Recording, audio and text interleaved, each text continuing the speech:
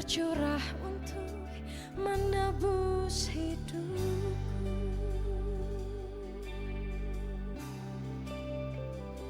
Telah kami lihat kebaikan-Mu. Telah kulihat bukti kasih-Mu. Kau menderita gantikanku dengan darah-Mu, dengan darah-Mu. Kau selamatkanku, kini ku hidup menyenangkan-Mu. Terlalu besar kasih-Mu Bapa, pengorbanan yang Kau berikan bagiku. Terlalu mahal darah-Mu Yesus, tercurah untuk menebus hidupku. Terlalu besar kasih-Mu Bapa, pengorbanan yang Kau berikan bagiku. Terlalu mahal darah-Mu Yesus, tercurah untuk menebus hidupku. Oh, terima kasih Tuhan, terima kasih Bapa. Setiap tetes darah-Mu, terima kasih Tuhan, terima kasih Yesus.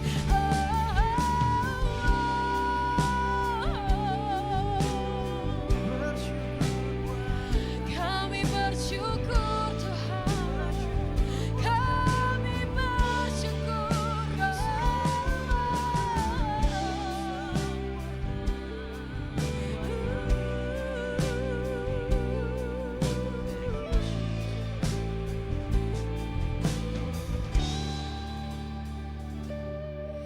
Terlalu besar kasih-Mu Bapa, pengorbanan yang Kau berikan bagiku. Terlalu mahal.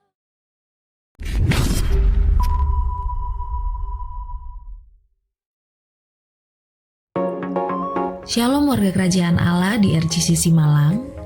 Kami sangat mengapresiasi dan berterima kasih kepada warga kerajaan Allah di RGCC yang sangat antusias untuk hadir beribadah bersama kami.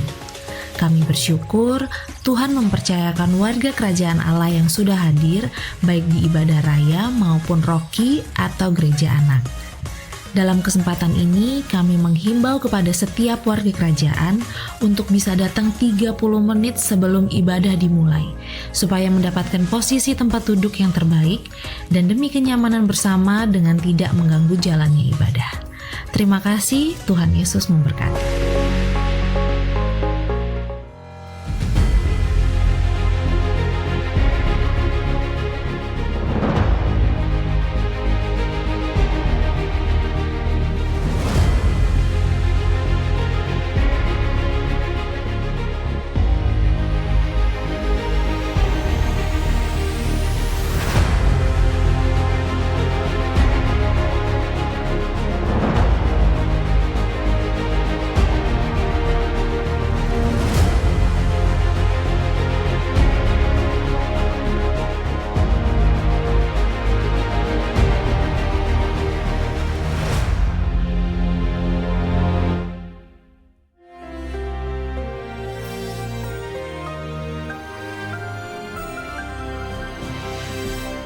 Tema bulan ini sangat menarik, yaitu sumber otoritas kita. Bukan power, tapi authority. Apa otoritas? Itu kuasa sebagai pengacara. The power of attorney. Kuasa yang dilimpahkan. Di dalam Matius 8:16, Murid-murid, perhatikan, yang bisa menerima otoritas cuma murid-murid. Ada 11 murid. Mereka berangkat ke Galilea. Ketika melihat dia, mereka menyembahnya. Tetapi beberapa orang ragu-ragu. Dari 11, cuma kesebelasan Galilea ini ada yang ragu-ragu. Orang ragu-ragu tidak bisa exercise the authority of God. Dan inilah sumber kita. Yesus mendekati mereka berkata, kepadaku telah diberikan segala. Segala di dalam segala bahasa. All is all. Amen. Bukan sebagian. Kita dulu, keluarga kita menyembah, yaitu yang dianggap dewa-dewa ataupun santo-santo yang punya kekuatan terbatas. Yang satu kekuatannya di sini, kekuatannya di situ. Tetapi segala kuasa cuma pada satu orang. Dan cuma satu nama itu yang punya kuasa. Nama Yesus Kristus. Segala kuasa di sorga dan di bumi. Kita tahu sorga ada juga Mesyuranos. Yaitu langit tengah. Di mana kuasa-kuasa kegelapan di situ. Dan juga di bumi. Kita tahu di bumi ada roh-roh jahat, ya. Ada penguasa di udara. Tapi juga ada malaikat Tuhan. Firman Allah berkata, kita diberikan kuasa. Ya. Bahkan malaikat itu akan melayani orang yang harus menerima keselamatan. Karena itu Yesus berkata, karena itu dengan dasar itu pergilah. Jadikan segala bangsa muridku. Selalu perintah Tuhan itu global. Dalam hidup saya, ada beberapa daerah yang belum pernah saya injak. Yang pertama itu India. Dengan anugerah Tuhan nanti Juni saya pergi ke Hyderabad. Dan juga Afrika, saudara ya. Tapi yang lain dengan anugerah Tuhan banyak yang sudah dikunjungi untuk memberitakan Injil Kerajaan Allah. Setelah jadikan murid, tidak cukup sampai sana, baptis mereka dalam nama Bapa, Putra, dan Roh Kudus. Dan ajar mereka segala sesuatu yang kuperintahkan padamu. Dan ini jaminannya. I'm with you. Aku menyertai kamu. Always, selalu, 24 jam sehari, 7 hari seminggu. Sampai kepada akhir zaman. Jangan pakai istilah kiamat. Akhir zaman, dan akhir zaman itu sekarang. Dalam hidup saya tahu ada satu perintah yang lebih hebat daripada sebagai duta besar dari sebuah kerajaan ataupun Republik Indonesia sekalipun. Yaitu menjadi duta dari kerajaan sorga. Saya mengalaminya, saudara. Dan saya melihat kuasa Tuhan yang luar biasa atas kuasa-kuasa kegelapan. Karena apa? Itu adalah otoritas. Tapi otoritas itu bukan kekuatan kita. Sama seperti kalau polisi lalu lintas tidak memakai seragam, ya, lalu dia memakai kaos oblong, celana pendek, dia mau menghentikan kendaraan tidak bisa. Karena apa? Tidak ada otoritas. Tetapi saudaraku, dia punya otoritas. Authority, why? He's the author. Dia adalah sang pencipta. Kalau Yesus mengatakan begitu, segala kuasa di langit di bumi diberikan padanya. Dan juga itu diberikan kepada kita di dalam nama Tuhan Yesus. Karena itu hiduplah sebagai orang yang penuh dengan kuasa dan otoritas. Kuasa dari Roh Kudus. Tetapi juga otoritas karena kita hidup benar di hadapan Tuhan. God bless you. Amin. Shalom. Shalom. Boleh lambaikan tangannya. Haleluya. Saya lihat wajah-wajah yang bersuka cita di tempat ini. Boleh toleh kanan kirinya kasih salam. Kamu dikasihi Tuhan. Kasih karunia Tuhan atasmu melimpah. Baik Bapak Ibu, sebelum kita beribadah bersama di tempat ini, kita mau sama-sama membaca di firman Tuhan dalam Efesus 2. Ayat yang keempat sampai yang ke-10 agak panjang. Tapi marilah kita sama-sama membaca ini dengan pengertian yang benar. Saya undang Bapak Ibu bangkit berdiri semuanya. Kita sama-sama baca ya ayat ini di Efesus 2 ayat yang keempat. 3, 2, 1. Tetapi Allah yang kaya dengan rahmat oleh kasih yang melimpahkannya kepada kita, telah menghidupkan kita bersama-sama dengan Kristus, sekalipun kita telah mati oleh kesalahan-kesalahan kita. Oleh kasih karunia kamu diselamatkan, dan di dalam Kristus Yesus Ia telah membangkitkan kita juga dan memberikan bersama-sama dengan Dia di surga. Supaya pada masa yang akan datang, Ia menunjukkan kepada kita kekayaan kasih karunia-Nya yang melimpah-limpah sesuai dengan kebaikan-Nya di dalam kita, di dalam Yesus Kristus. Sebab karena kasih karunia kamu diselamatkan oleh iman, bukan hasil usahamu, tapi pemberian Allah. Itu bukan hasil pekerjaanmu. Jangan ada orang yang bermegahkan diri, karena kita ini buatan Allah, diciptakan dalam Kristus Yesus untuk melakukan pekerjaan yang baik yang dipersiapkan Allah sebelumnya. Ia mau supaya kita hidup di dalamnya. Amin. Jadi Bapak Ibu, dari firman yang sudah kita baca ini, kita mengerti bahwa saat ini kita dilimpahi kasih karunia oleh Allah dalam Yesus Kristus. Amin. Kita nggak layak diselamatkan, kita berdosa dan kita nggak bisa menyelamatkan diri kita sendiri. Tapi kita ada di tempat ini bukan lagi untuk kita mencari dan memohon keselamatan itu dari Tuhan. Kita nggak lagi menyogok Tuhan. Tuhan, ini persembahan, aku persembahkan hidupku, selamatkanlah aku. Tapi karena kita tahu kita sudah dikasih karunia oleh Allah keselamatan itu, maka kita ada di tempat ini untuk kita memuji Dia, untuk kita mengagumi Dia, untuk kita menceritakan kasih-Nya, untuk kita mengucapkan syukur kepada Tuhan. Amin. Kita nggak datang lagi, Tuhan ini aku persembahanku, Tuhan ini aku sediakan hari mingguku untuk Engkau loh. Tuhan ini aku datang untuk aku menyembahmu. Tuhan ini suaraku yang indah untuk Engkau loh Tuhan, maka selamatkan aku. Enggak. Kita lakukan semua ini karena kita bersyukur punya Allah yang seperti itu dan kita sudah diselamatkan. Iman yang kita miliki saat ini ketika kita berkata, Tuhan aku percaya Yesus sebagai Tuhan dan Juru Selamatku. Itu pemberian dari Tuhan. Tidakkah kita bersyukur saat ini? Kalau kita bisa mengaku Dia Tuhan. Gak ada Allah yang seperti Dia. Amin. Kita mau mengucap syukur. Naikkan ucapan syukur kita dari hati kita saat ini. Tuhan terima kasih Bapak. Thank you Lord. Bahwa gak ada Allah yang seperti-Mu Tuhan Yesus. Kami mengagumi-Mu. Ketika kami percaya kepada-Mu Tuhan. Kami mengerti Tuhan bahwa ini juga kasih karunia-Mu Tuhan. Sehingga kami mampu mengaku Engkau Tuhan. Engkau Raja. Ketika kami diizinkan untuk kami menghampiri tahta kemuliaan-Mu Tuhan. Ini juga karena kasih karunia-Mu Tuhan yang melayakkan setiap kami di dalam Yesus. Darahnya yang kudus melayakan setiap kami Tuhan. Bukan hanya menyelamatkan kami tapi juga menghidupkan kami. Thank you Lord Jesus. Thank you Lord Jesus. Thank you Lord Jesus. Thank you Lord Jesus. Terima kasih Tuhan buat kasih karunia.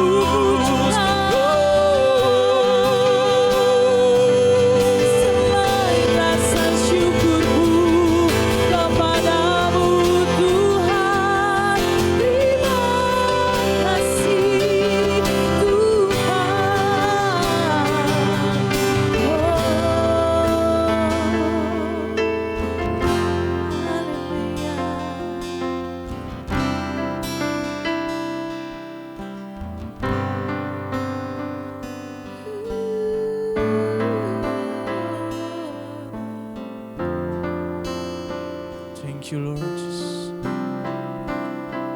Biarlah kami mengagumi-Mu Yesus. Tiada Allah yang seperti-Mu Yesus. Oh.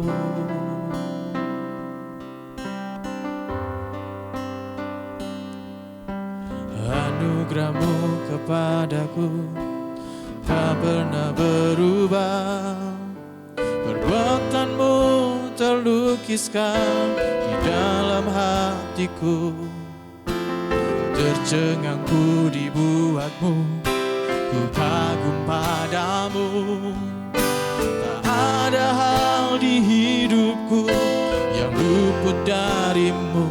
Kau indah, Kau mulia, tiada seperti-Mu. Ku ingin hidupku menyenangkan-Mu.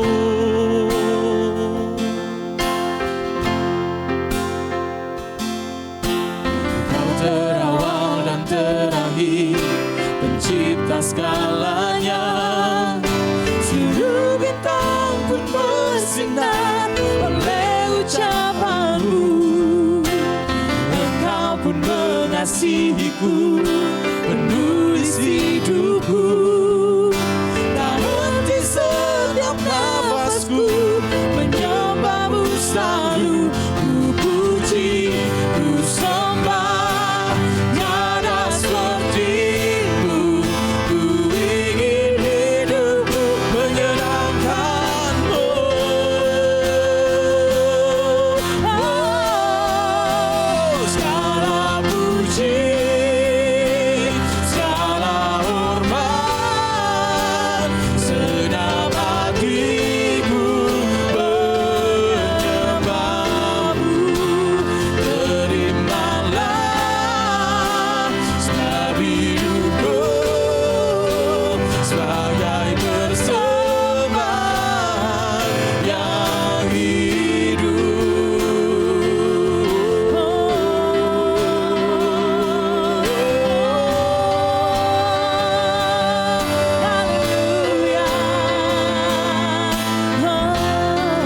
Katakan anugerah-Mu, anugerah-Mu kepadaku tak pernah berubah.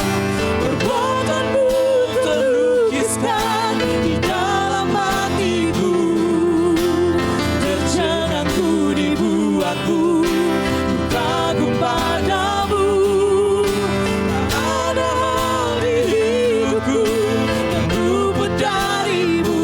Kau indah, Kau mulia, tiada seperti-Mu. Ku ingin hidupku menyenangkan-Mu. Kau Alfa dan Omega itu Tuhan. Bapesti, Kau terawal dan terakhir, pencipta segalanya. Seluruh bintang pun bersinar oleh ucapan-Mu. Engkau pun mengasihiku, penulis hidupku. Tak henti setiap nafasku menyembah-Mu selalu. Ku puji, ku sembah, tiada seperti-Mu. Ku ingin hidupku menyenangkan-Mu. Segala puji, segala puji,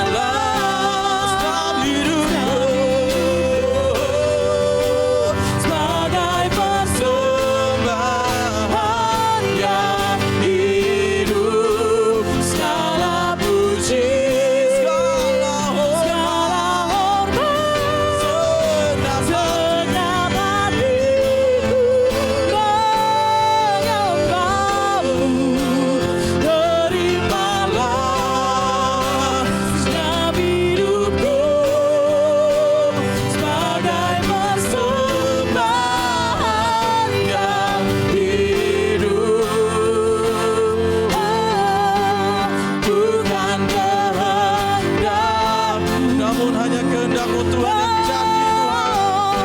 Namun kehendak-Mu, hidupku bagimu. Kau indah, Kau mulia, ku ingin hidupku. And worship Him.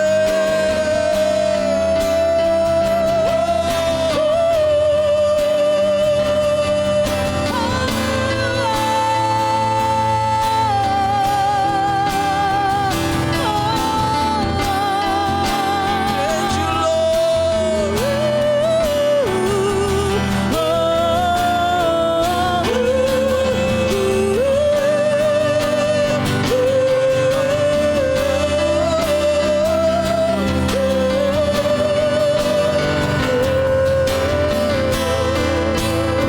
Thank you, Lord.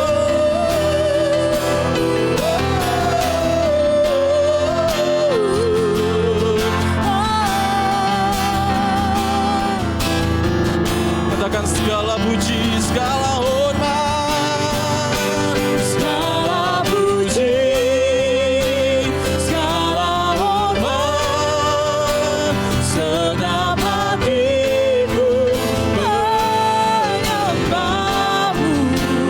Terimalah setiap hidupku yang tak sempurna ini, sebagai persembahan yang hidup, sebagai persembahan yang hidup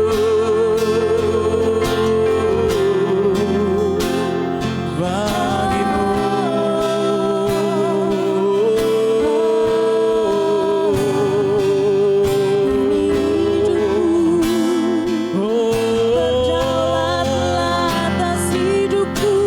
Persembahan yang hidup, hanya karena karunia-Mu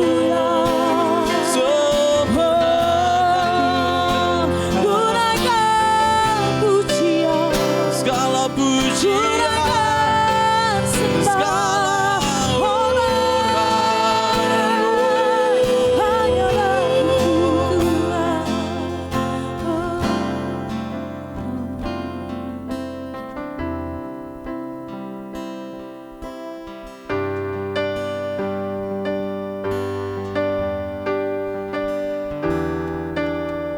Thank you, Lord Jesus.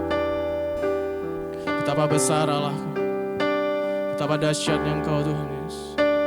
Dan biarlah jiwa kami mengakuinya, jiwa kami menyadarinya Tuhan. Akal budi pikiran kami Tuhan mengakuinya Tuhan. Engkau Allah yang dahsyat, Engkau Allah yang hebat, Engkau Tuhan kami.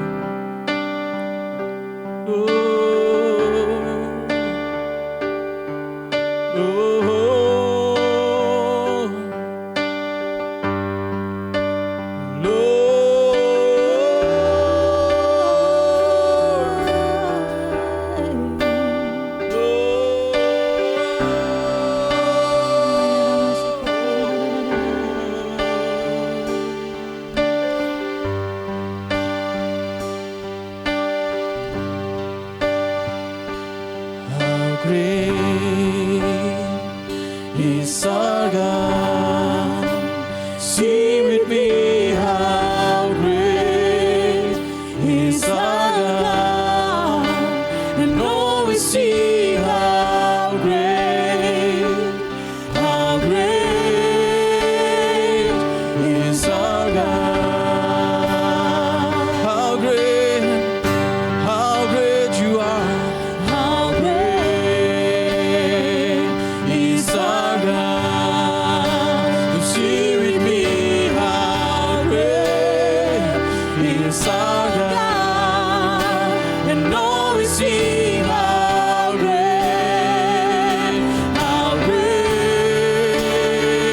is our God.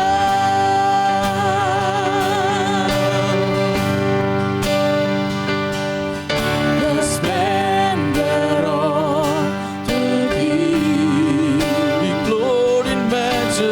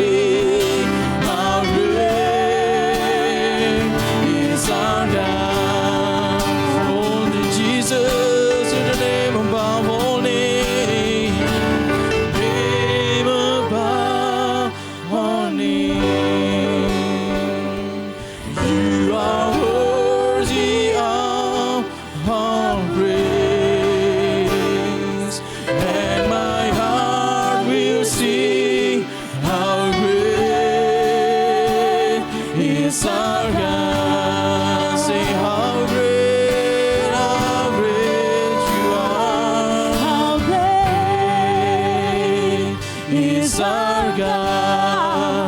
Sing with me how great is our God, and know we see how great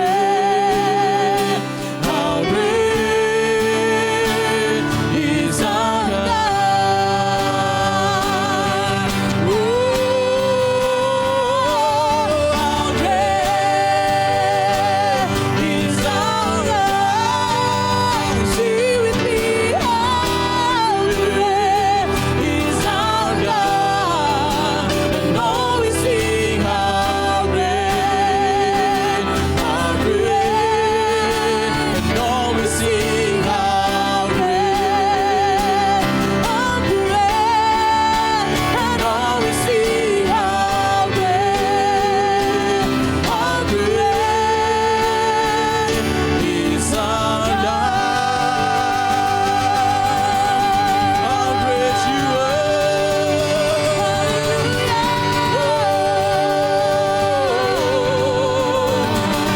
Betapa besar Engkau Tuhan Allah kami, dan biarlah segala yang bernafas memuji-muji Engkau Tuhan, karena Engkau Allah yang penuh kasih, Allah yang mengasihi kami dengan kasih karunia-Mu yang melimpah. Maka karena itulah kami ada di tempat ini untuk kami memuliakan Engkau Tuhan, memuji-muji dan mengingat segalanya. Terima kasih Tuhan, dan mari setiap jemaat yang siap memuji Tuhan lebih lagi katakan amin. Kasih tos kanan kirinya, mari kita bergerak dan berjoget buat Tuhan kita.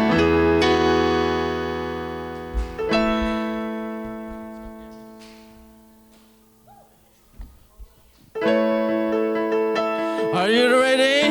Oh,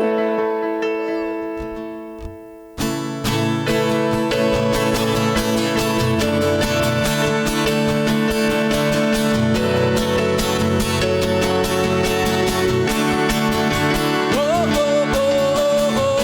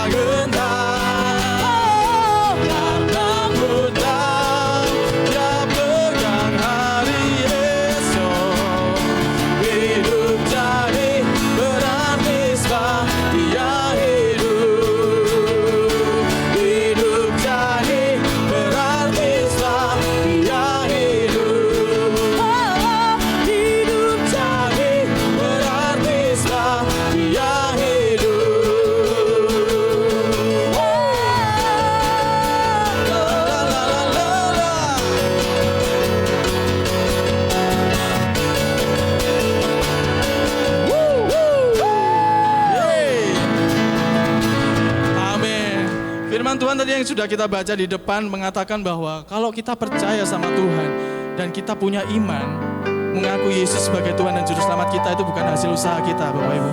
Amin. Bukan dari pemikiran kita, buah pemikiran manusia, tapi karena Tuhan memberikan iman itu kepada kita, karena kita sudah ditetapkan dari semula. Amin. Kita mau bersukacita saat ini karena itu semua. Yeay! Boleh di sisi.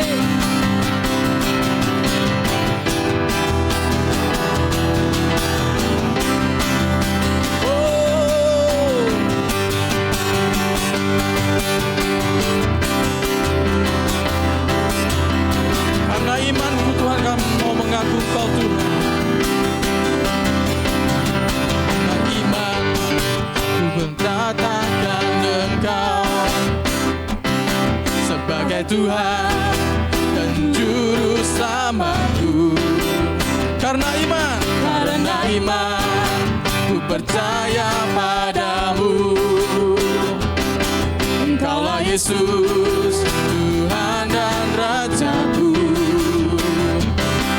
Surga bumi pun nyatakan kebesaran-Mu, oh Tuhan, di hidupku. Dia bangkit, aku hidup. Dia bangkit, selamatkanku. Dia bangkit dan berkuasa. Haleluya, ku mau nyatakan. Dia bangkit, bebaskanku. Dia bangkit, pulihkanku. Dia bangkit untuk selamanya. Haleluya, terpujilah namanya.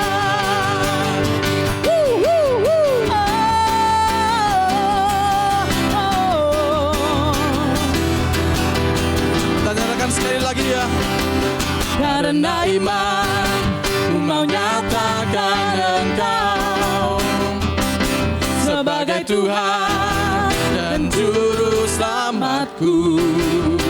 Oh, karena iman ku percaya padamu. Engkaulah Yesus, Tuhan dan Rajaku. Surga bumi pun nyatakan kebesaran-Mu, oh Tuhan, di hidupku. Dia bangkit, aku hidup. Dia bangkit, aku.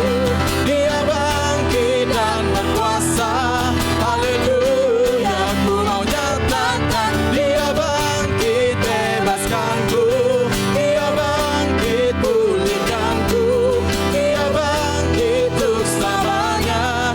Haleluya, saya mau dengar suaranya keluar.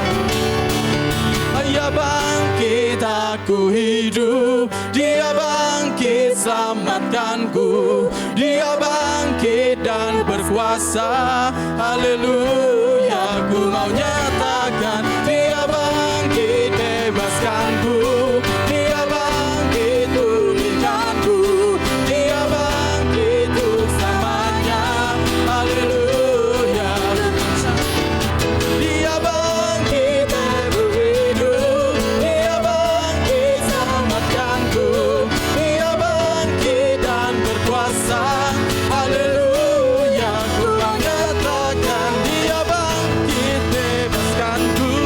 Dia bangkit, pulihkanku. Dia bangkit untuk selamanya. Haleluya, ku mau nyatakan. Haleluya, ku mau nyatakan. Haleluya, terpujilah namanya. Haleluya. Adik-adik Rocky bisa maju ke depan. Kita mau berdoa untuk adik-adik Rocky.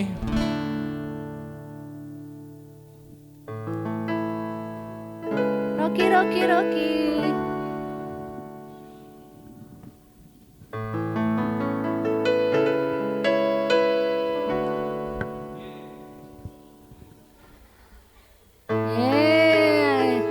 Ayo Rocky.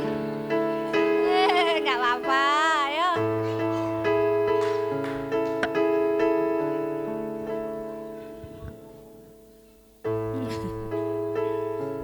Oke, Siapa yang bersuka cita nih lihat anak-anak ini? Siapa yang mau punya anak juga? Oke.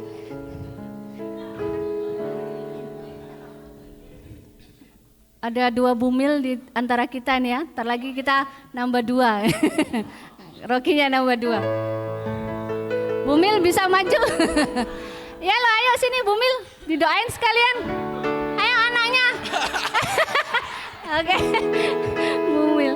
Oke, kita tahu bahwa akhir-akhir ini ada beberapa kejadian ya. Kalau kita lihat di beberapa media gitu, ada anak-anak kecil juga yang mati ikut bunuh diri dengan orang tuanya. Ada yang dengar ya? Kasihan sekali kalau saya lihat berita seperti itu. Saya nggak bisa bayangkan bagaimana perasaan atau pendapat anak itu waktu nyawanya ya dipaksa diambil lah sama orang tuanya, ya dipaksa untuk bunuh diri. Dan ke depan memang keadaan tidak semakin baik dunia ini, karena kita tahu dunia sudah jatuh dalam dosa. Tapi kita percaya bahwa anugerah Tuhan cukup buat kita, buat masa depan anak-anak kita. Siapa yang percaya bahwa masa depan mereka gilang gemilang dalam Tuhan? Amin. Karena Dia bangkit, ada hari esok. Kita percayakan mereka dalam tangan kasih karunia Tuhan. Dan saya percaya tiap minggu waktu mereka bersama-sama beribadah, saya percaya mereka mengalami keindahan Kristus. Amin. Mari kita berdoa. Terima kasih Bapa di sorga, bahwa Engkau sudah mengirim anak-Mu yang tunggal, Yesus Kristus. Engkau hebat, Engkau Bapa yang baik. Engkau memberikan anak-Mu yang taat kepadamu untuk kami para pendosa ini. Terima kasih Engkau memberikan Yesus buat kami. Sampai hari ini Yesus menjadi milik kami karena kesetiaannya yang luar biasa kepada Bapa. Terima kasih, biarlah mereka juga boleh mengalami Kristus dalam kehidupan mereka. Pada waktu mereka belajar tentang Kristus bersama dengan Roh Kudus, kami tahu Roh Kristus yang perkasa itu, Roh Kristus yang membangkitkan Yesus dari antara orang mati itu ada di antara mereka, memberikan mereka masa depan yang luar biasa. Hati mereka semakin kagum kepada Kristus. Apapun masalah mereka Tuhan, di masa-masa hari ini bahkan masa yang akan datang, mereka tetap percaya, mereka diberi hati yang semakin mengerti tentang rencana Tuhan dalam kehidupan mereka, bahwa hidup mereka tujuannya adalah untuk memuliakan Yesus. Terima kasih, kami tahu mereka akan bersuka cita bersama, mereka akan menikmati persekutuan dengan Roh Kudus bersama dengan teman-teman mereka dan bersama guru yang ada. Kami serahkan mereka dalam kebaikan-Mu Bapa. Dalam nama Yesus kami berdoa dan mengucap syukur. Yang mau Rogi katakan amin. Silakan duduk Bapak Ibu, kita akan mendengarkan pengumuman untuk minggu ini.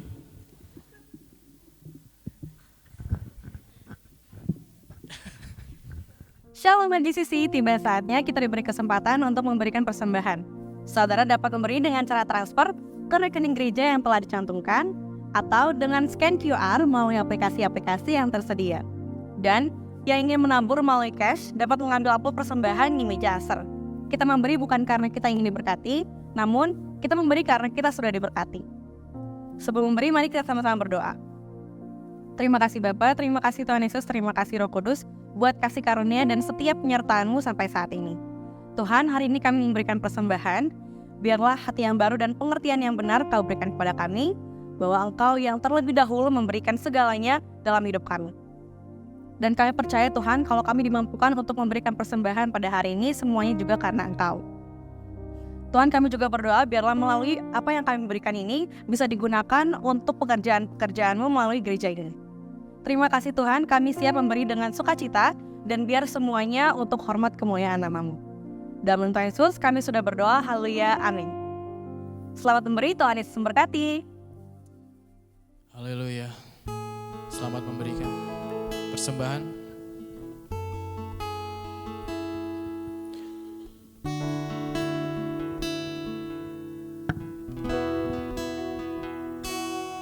Dalam setiap saat Tuhan, kami mengingat Tuhan perbuatan-Mu yang menyelamatkan kami Tuhan Yesus. Biarlah kami mengenal lebih lagi Tuhan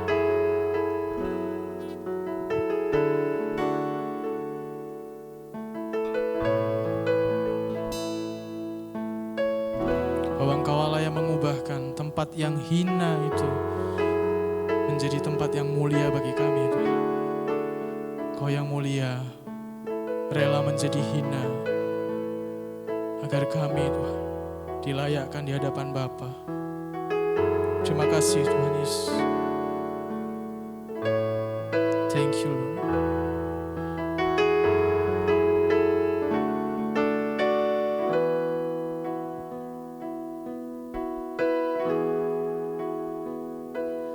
Ada tempat yang mulia, anugerah-Mu tercurah, Kau berikan hidup-Mu sebagai ganti dosaku.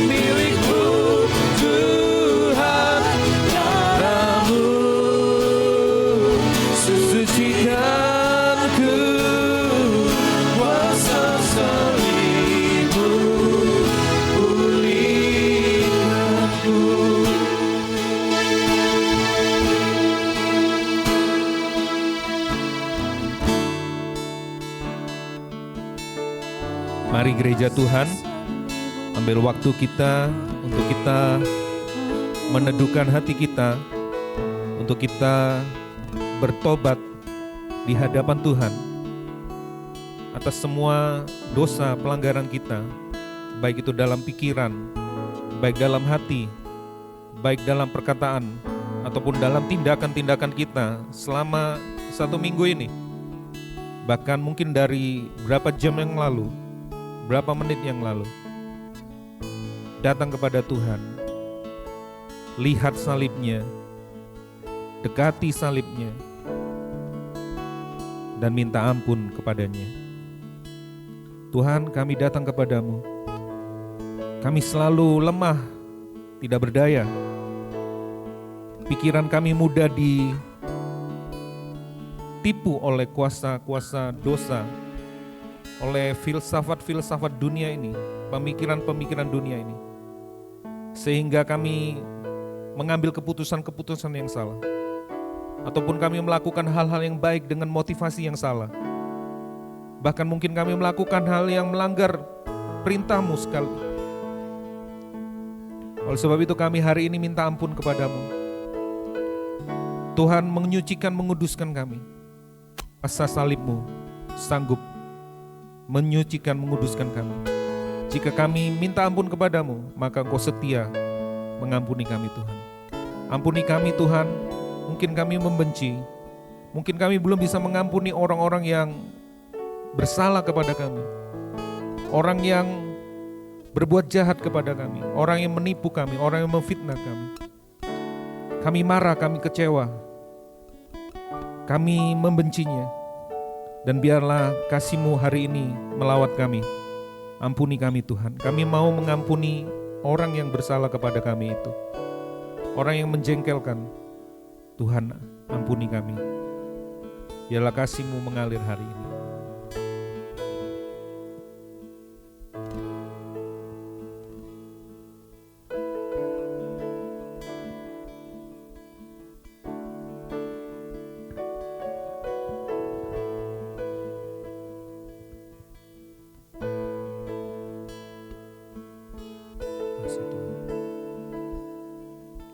Dan kami bersuka cita Tuhan, sebab kami mendapatkan anugerah, dipersekutukan dengan tubuh dan darah-Mu, disatukan dengan tubuh dan darah-Mu.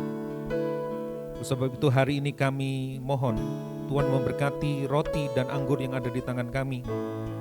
Tuhan menguduskan, Tuhan memberkatinya. Dan ini menjadi titik temu, titik kontak kami dengan Engkau, bahwa Engkau telah mati dan bangkit bagi kami semuanya. Ada kemenangan yang Tuhan sudah sediakan. Kami lemah tapi Engkau kuat. Kami bisa dikuatkan karena Engkau Tuhan, bukan karena kemampuan kami. Tuhan menguduskan, menyucikan perjamuan kudus ini di dalam nama Tuhan Yesus. Saya membacakan firman Tuhan yang di waktu kemarin dibacakan pada hari Jumat Agung, dan saya akan membacakannya ulang bagi Bapak Ibu Saudara. Maka kata Yesus kepada mereka, "Aku berkata kepadamu, sesungguhnya jika kamu tidak makan daging anak manusia dan minum darahnya, kamu tidak mempunyai hidup di dalam dirimu. Barang siapa makan dagingku dan minum darahku, ia mempunyai hidup yang kekal, dan aku akan membangkitkan dia pada akhir zaman. Sebab dagingku adalah benar-benar makanan, dan darahku adalah benar-benar minuman. Barang siapa makan dagingku dan minum darahku, ia tinggal di dalam aku dan aku di dalam dia. Sama seperti Bapa yang hidup mengutus aku dan aku hidup oleh Bapa, demikian juga barang siapa yang memakan aku akan hidup oleh aku. Inilah roti yang telah turun dari surga, bukan roti seperti yang dimakan nenek moyangmu dan mereka telah mati. Barang siapa makan roti ini, ia akan hidup untuk selama-lamanya." Terima kasih buat firman-Mu Tuhan. Bukankah roti yang kita angkat tinggi ini adalah persekutuan kita dengan tubuh Tuhan Yesus Kristus? Makan dengan iman.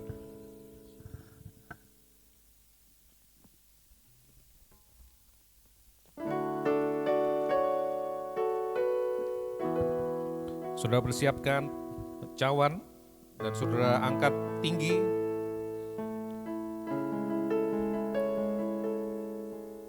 Bukan Bukankah cawan yang kita angkat tinggi ini adalah cawan perjanjian baru yang adalah darah Tuhan Yesus, minum dengan iman, dengan yakin dan percaya di dalam nama Tuhan Yesus.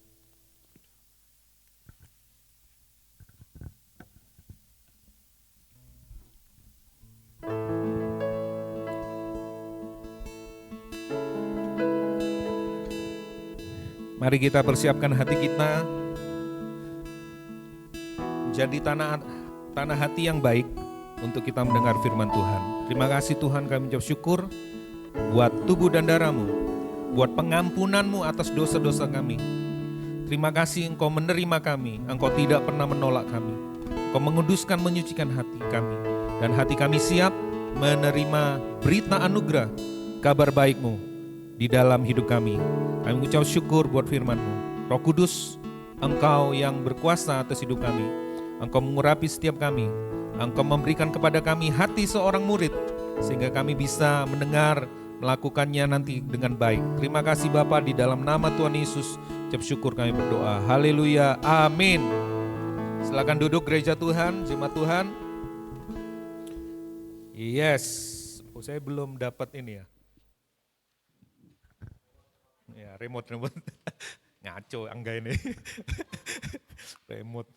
Remote mah ada di rumah sendiri-sendiri. Belum apa-apa sudah receh nih. Ya, selamat hari Minggu. Wah, Minggu mendekati liburan. Ya, ada beberapa yang berangkat ke Bali, ada beberapa yang datang ke Malang, ada yang pulang kampung ya. Tuhan memberkati ya, bersukacita bersama-sama. Nah, hari ini ya, kita akan, ada yang sudah mulai libur ya? Sudah mulai libur semua ya? Sekolah juga mulai libur ya? Ya, nah saya akan melanjutkan khotbah berseri kita dari ucapan bahagia, 8 ucapan bahagia, dan sekarang kita akan memasuki ucapan bahagia yang kelima. Ucapan bahagia yang kelima, jadi tinggal lagi 3. Bali kan lagi 3 kan, bukan 3 lagi, ya kan? Lagi 3, ya. Nah, kenapa ini penting? Karena waktu yang lalu kan kita punya tema, gereja lokal kita kan ada tema Salt and Light. Nah, Bapak Ibu Saudara, gereja Tuhan, Salt and Light itu garam dan terang dunia itu adalah kesimpulan dari ucapan bahagia yang disampaikan oleh Tuhan Yesus. Jadi kalau kita nggak mengerti ucapan bahagia, jadi kemungkinan kita juga tidak akan mengerti tentang bagaimana kita menjadi garam dan terang dunia. Ya, itu saja ya, saya ulang sedikit-sedikit ya. Dan kata-kata yang sering diulang adalah berbahagialah, berbahagialah, berbahagialah, berbahagialah. Itu bukan cuma sekedar perasaan, bukan cuma sekedar perasaan yang bisa turun naik ya. Perasaan kita kan turun naik. Kalau baik kita bahagia, kalau tidak baik kita tidak bahagia ya. Tapi Tuhan dalam kekristenan juga tidak menolak perasaan kita ya. Yang Tuhan mau perasaan kita itu ada di dalam fakta rohani, realita rohani yang ada. Yang membuat kita tersadar akhirnya, aku ini bahagia, meskipun kondisi kita mungkin tidak ideal, meskipun kondisi kita belum mendapatkan jawaban doa, tapi ketika realita rohani itu jauh lebih besar dari realita keberadaan kita berbahagia, makarios. Itu saya ulang lagi ya, karena itu sering direpetisi kan nanti bisa ingat ya. Jadi sebenarnya kekristenan tidak tergantung, kebahagiaan kita tidak tergantung dari lingkungan, situasi atau kondisi hati, tapi lebih tepatnya adalah bergantung kepada apa yang menjadi realita fakta rohani. Realita fakta rohani itulah yang harus membuat kita sadar bahwa itu yang membuat kita bahagia, ya. Seperti itu. Nah hari ini kita akan bicara tentang ini ya, the dividend of mercy. Nah kalau kita dengar kata dividend ini langsung di otak kita cuan gitu ya, cuan ya, keuntungan ya, dividen ya. Jadi orang yang sering bergelut di dunia saham ini pasti sering mendengar kata ini ya. Apa ini? Dividen artinya apa? Ya pembagian hasil, pembagian laba ya. Laba atau hasil yang dibayarkan kepada pemegang saham. Kalau tidak punya saham ya tidak dapat apa-apa ya. Jadi keikutsertaan seseorang dalam sebuah perusahaan ya dalam bentuk saham dan nanti dikembalikan oleh perusahaan keuntungannya lewat yang namanya dividen ya, istilahnya untung lah, cuan ya dari dividen itu ya. Biasanya diberikan dalam bentuk uang tunai atau dalam bentuk saham lagi bisa ya. Seperti itu kurang lebih itu ya. Jadi saya kasih judul ini supaya, cuan ya. Ya, ini prosperity gospel atau apa ya? Ya, ya, mari kita perhatikan baik-baik. Nah, kalau sepintas kita baca ya, berbahagialah orang yang murah hatinya karena mereka akan beroleh kemurahan. Kalau bahasa terjemahan yang baru TB2, berbahagia orang yang berbelas kasihan. Jadi nanti kalau saya bicara berbelas kasihan, murah hati, kemurahan itu sama ya. Jadi bahasa Inggris lebih banyak menulisnya merciful ya. Bukan generosity, bukan generous, bukan ya, tapi merciful. Nah apa bedanya? Nanti saya sampaikan kepada Bapak Ibu Saudara. Nah sepintas jika kita melihat ayat ini, sepintas itu adalah seperti timbal balik ya, transaksional gitu ya. Kalau kamu mau mendapat belas kasihan Tuhan, kalau kamu mau mendapat kemurahan Tuhan, maka kamu harus murah hati. Ya kan? Murah hati, nanti Tuhan murah hati kepadamu juga. Kamu akan mendapat kemurahan, kamu akan mendapat belas kasihan kalau kamu belas kasihan juga, murah hati juga, seperti itu. Nah, sepintas seperti itu, tapi sebenarnya tidak seperti itu, ya. Nah, kadang-kadang ayat-ayat ini dipakai untuk hal-hal yang salah akhirnya nanti. Wah, kalau gitu aku harus murah hati nih, ya supaya Tuhan memberkati aku dengan kemurahannya. Nah, kita akan belajar 3 aja. Ya, apa makna murah hati ya, atau berbelas kasihan? Yang kedua adalah bagaimana kita berbelas kasihan atau murah hati. Yang ketiga adalah apa makna akan beroleh belas kasihan atau beroleh kemurahan. Ya, yang pertama langsung. Ya. Apa makna murah hati, berbelas kasihan? Nah, kata ini sebenarnya saya pelajari, saya tidak perlu tulis bahasa Yunaninya dan sebagainya, nanti kan saudara pusing ya. Saudara kan yang mau yang sederhana, jadi saya biar itu untuk saya yang mempelajari, saya langsung sajikan kepada Bapak Ibu Saudara lah. Apa makna murah hati atau berbelas kasihan? Nah banyak orang itu salah mengerti ya. Sebagian besar orang memahami murah hati adalah suka memberi. Ya itu salah satu bagiannya juga di dalamnya, tapi itu adalah kebenaran yang masih setengah, masih separuh. Lawan kata dari suka memberi, pelit, kikir, medit, ya bahasa Jawa ya. Ya, wah orang itu medit, orang itu kikir, orang itu tidak murah hati. Kalau murah hati, dia suka memberi, suka traktir, ya kan? Suka ngajak makan traktir, terus suka beliin apa, ya aku udah punya pakaian, aku dibeliin, itu murah hati. Itu kebaikan yang seperti itu, ya generous itu ya. Sebenarnya bukan seperti itu yang dimaksud dengan murah hati, ya. Generosity, bukan. Tapi ini lebih kepada merciful, berbelas kasihan. Nah, apa bedanya dengan kasihan? Ya, kalau kasihan itu lebih cenderung ke generous tadi. Saudara lihat orang yang berkekurangan di pinggir jalan, aduh, kasihan, ya kan? Kasihan, ya, kasih, ya kan? Setelah itu selesai, betul ya? Saudara hidup sendiri, pengemis itu juga hidup sendiri. Yang disebut merciful itu adalah ketika saudara memberi, bukan cuma memberi, pengemis itu diangkat jadi anak. Hidup bersama saudara, diangkat jadi saudara, hidup serumah sama saudara, satu kos sama saudara, makan bareng, itu merciful.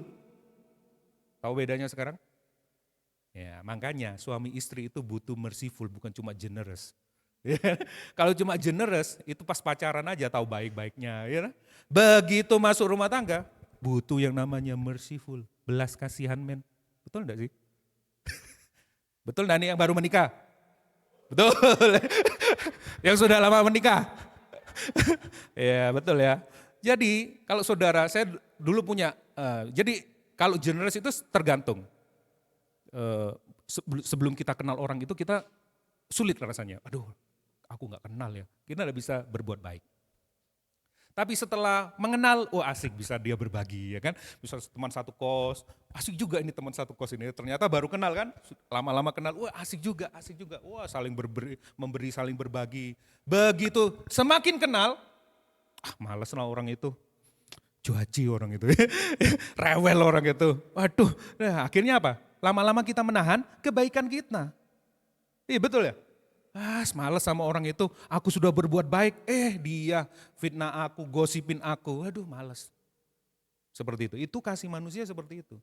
Tapi merciful enggak seperti itu. Dalam kondisi apapun, ya, kita harus menyatakan kasih kepada orang tersebut. Nah, ini contoh salah satu ayatnya yang mendefinisikan itu.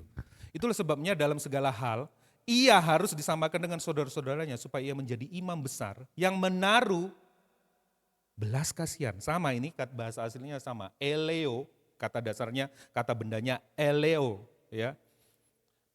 Dan setia kepada Allah untuk mendamaikan dosa umatnya. Tuhan sudah tahu bahwa kita ini musuh Allah, ya, tidak layak sebenarnya untuk diselamatkan, ya, harus dihukum mati, tapi Tuhan bermurah hati. Nah, dalam konteks inilah yang disebut murah hati, berbelas kasihan. Ya, makanya tadi kita bertobatkan, kalau ada orang yang jengkelin, ada orang yang marah sama kita, orang yang fitnah kita, bisa enggak kita mengampuni? Semakin dekat, semakin erat hubungannya, terus kita ditipu, semakin sakit.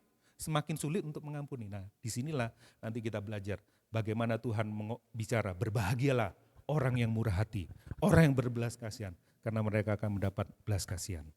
Bahasa Yunaninya, bolehlah sedikit baca bahasa Yunaninya.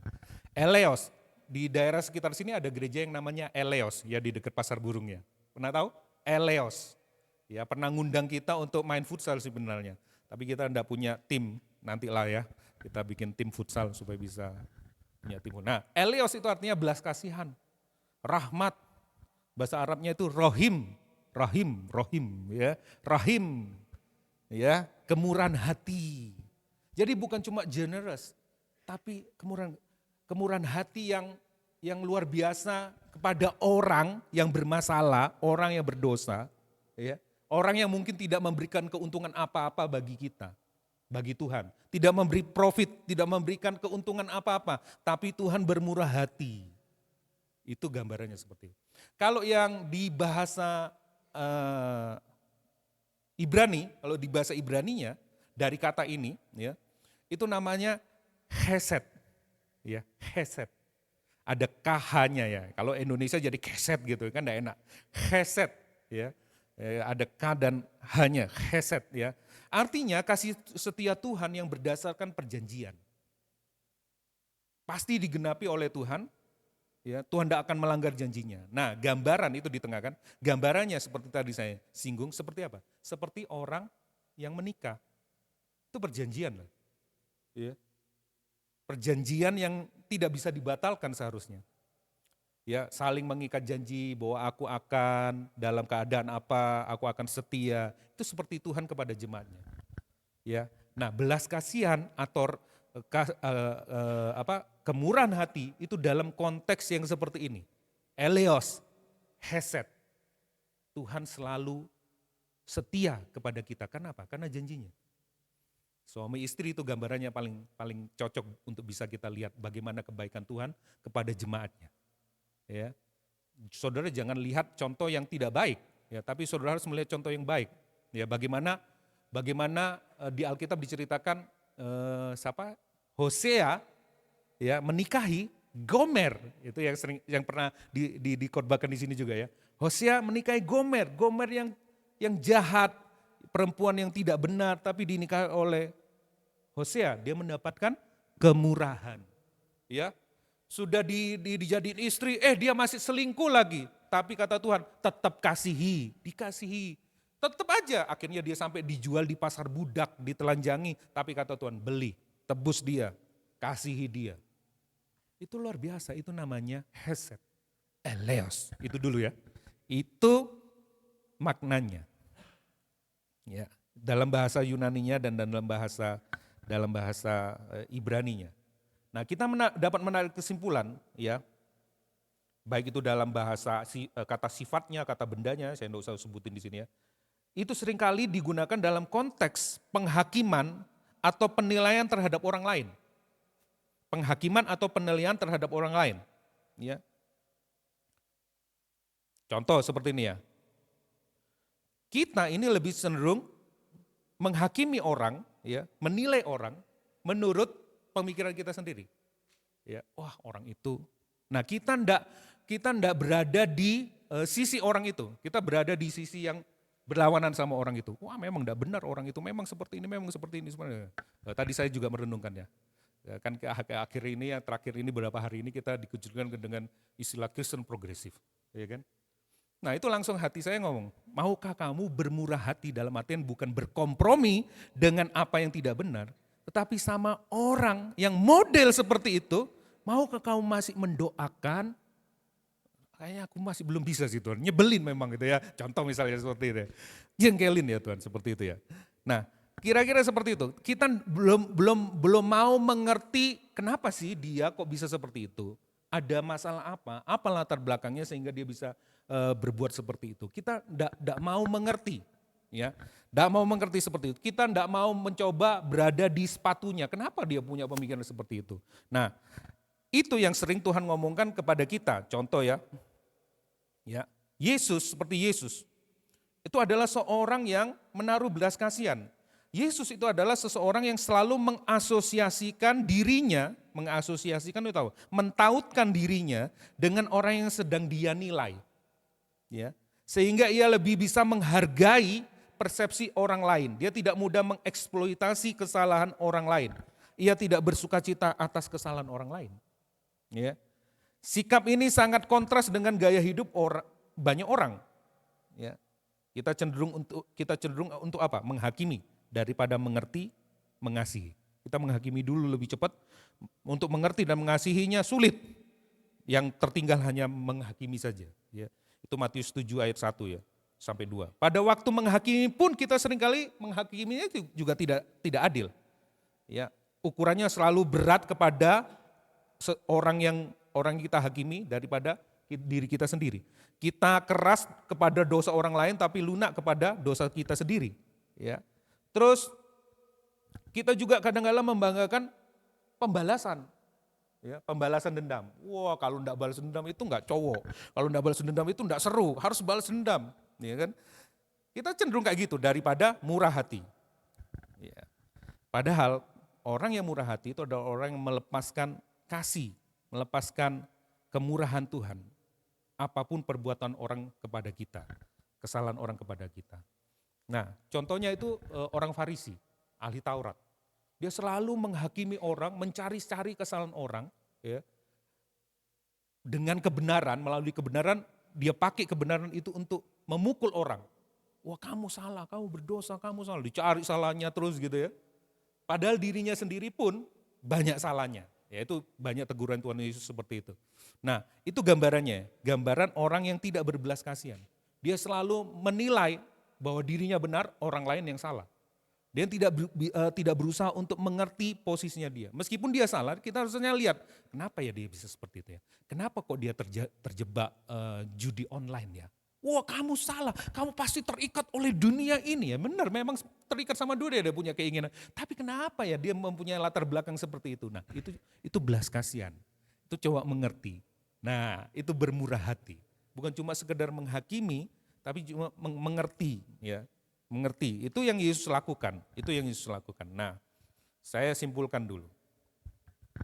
Nah, ini kan apa yang disampaikan sama Tuhan Yesus, ini berhubungan juga. Jadi pergilah dan pelajari arti firman Tuhan ini. Yang kuhendaki, ini serius loh ayat ini ternyata, belas kasihan dan bukan persembahan. Jadi bukan saudara kasih persepuluhan, nyanyi, melayani Tuhan, bukan. Tuhan membandingkan ini dengan belas kasihan. Kalau kamu melakukan semua persembahanmu, tapi kamu tidak punya belas kasihan, itu percuma berarti. Karena aku datang bukan untuk memanggil orang benar, melainkan orang berdosa. Ini ceritanya nanti baca sendiri di rumah ya. Tuhan Yesus makan bersama pemungut cukai. Lalu orang-orang Farisi itu marah, kenapa kok makan bersama pemungut cukai? Lalu Tuhan Yesus, bukan orang sehat yang membutuhkan tabib, tapi orang sakit. Nah, lalu muncul ayat ini. Ayat depannya itu sangat mengancam sekali. Ya. Jadi pergilah dan pelajari arti firman Tuhan ini yang kukehendaki. Kan kita pengen, aku ingin kehendak Tuhan, aku ingin tahu kehendak Tuhan. Ini dia kehendak Tuhan salah satunya. Yang kukehendaki ialah belas kasihan, kemurahan hati, bukan persembahan. Maukah kita punya hati yang seperti itu? Untuk orang yang bersalah, untuk orang yang bermasalah, khususnya orang yang bersalah dan bermasalah kepada kita. Makanya kan di ucapan bahagia sebelumnya apa? Berbahagialah orang yang lemah lembut. Ya. Lemah lembut itu adalah orang yang menahan dirinya untuk tidak marah, tidak balas dendam kepada orang yang berdosa kepada kita. Kalau orang yang berduka itu atas dosa-dosanya sendiri kan, berduka atas dosa sendiri. Oke, itu bagus. Tapi berdosa, dosa orang lain yang menimpa kita, ya itu yang agak sulit. Oh memang orang itu ya, gitu ya. Agak sulit itu ya, agak sulit. Apalagi kalau yang melakukan itu adalah pemimpin rohaninya, sulit. Sulit sekali. Orang tuanya, orang terdekatnya, saudaranya, sahabatnya, sulit banget. Nah ini lanjutannya ya, oke. Saya simpulkan seperti ini. Definisinya adalah sebenarnya sikap hati yang termanifestasikan melalui tindakan belas kasihan terhadap orang yang bersalah ataupun orang yang bermasalah. Orang yang bersalah artinya orang yang berdosa, melakukan pelanggaran, melakukan hal yang salah ataupun orang yang bermasalah. Bermasalah itu adanya dia mungkin dalam ekonominya, dia mungkin dalam kesehatannya, mungkin dalam banyak aspek di kehidupannya dia bermasalah, hubungannya, rumah tangganya, macam-macam. Ya ini tidak bisa dipisahkan ya, pasti ada dosa di situ yang membuat bermasalah. Nah, sikap hati kita seperti apa? Kita harus mau tertaut dengan apa sih yang menjadi latar belakangnya, apa sih yang menjadi pergumulannya, apa yang menjadi kedalaman hatinya, kok muncul seperti hal-hal yang seperti itu.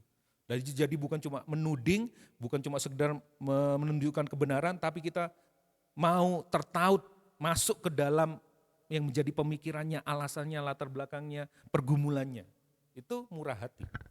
Ya, itu berbelas kasihan. Ya. Saudara pernah lihat ya makanya tadi saya kasih contoh toh.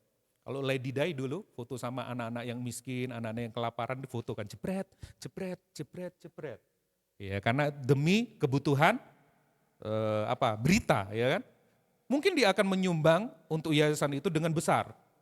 Tapi bandingkan dengan Mother Teresa yang tinggal sama orang miskin, bukan cuma miskin, lepra lagi, kena kusta, kasih makan, disuapin, itu beda. Tidak pernah difoto lagi.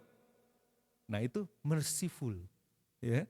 Biasanya kalau bulan-bulan waktu-waktu kampanye itu kan kayak gitu juga, anak miskin dipeluk gitu. Ya, kebutuhan media, amen. Tapi beliaunya tidak pernah tinggal di situ, ya.